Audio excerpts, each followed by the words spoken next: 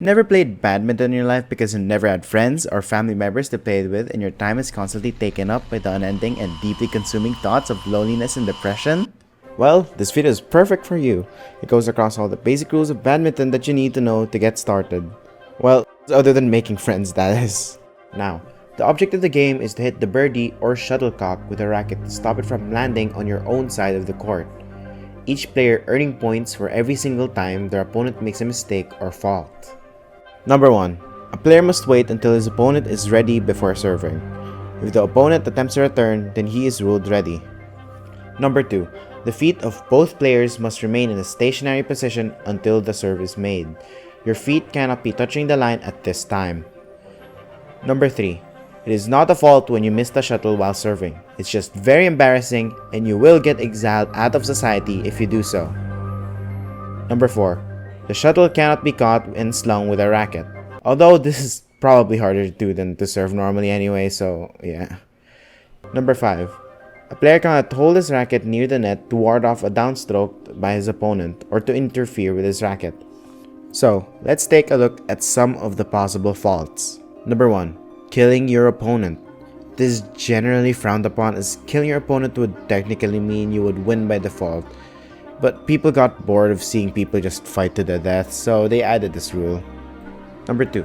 The shuttle at the instant of being hit is higher than the server's waist, or the racket's head is higher than the server's racket hand. Number 3. The shuttle does not land on the correct service court. That was pathetic. You're pathetic! Number 4. The server's feet are not in the service court, or if the feet of the receiver is not in the court diagonally opposite of the server. Number 5. The server steps forward as they serve. Number 6. Any player balking or feigning their opponent before serve or during serve. Number 7. A serve or shot that lands outside of the court boundaries, passes under or through the net somehow, touches any other obstructions or a player's body or clothing. The boundary and service lines are considered in play. Number 8. The shuttle in play is struck before it crosses the net to the striker's side of the net, although you may follow through over the net. Number 9. A player touches the net or its supports with his body or racket while the shuttle is in play. Number 10. Hitting the shuttle twice in succession by a player or team. So for how the scoring works, each match consists of 3 games, each game's winner being the first to reach 21 points. And where the side winning a rally, where their opponent made a fault, adds a point to their score.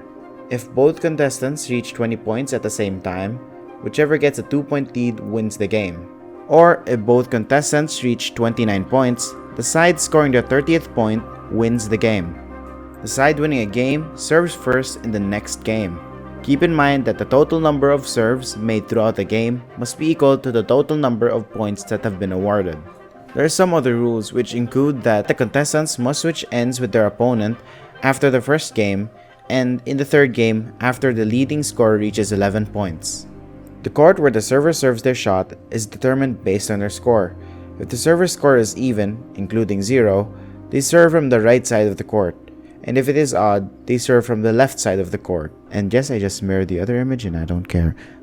Moving on, depending on what type of badminton you are playing, some extra rules or modifications to the rules may apply. For doubles, there's this cool confusing thing that I'm way too lazy to explain, so you can just pause the video if you want to see it yourself. And I also placed the link of the source of where I got all these information in the description. And finally, there's this obscure rule in badminton where you can win a match instantly, and there's not even a debate about this. And it's super easy to do.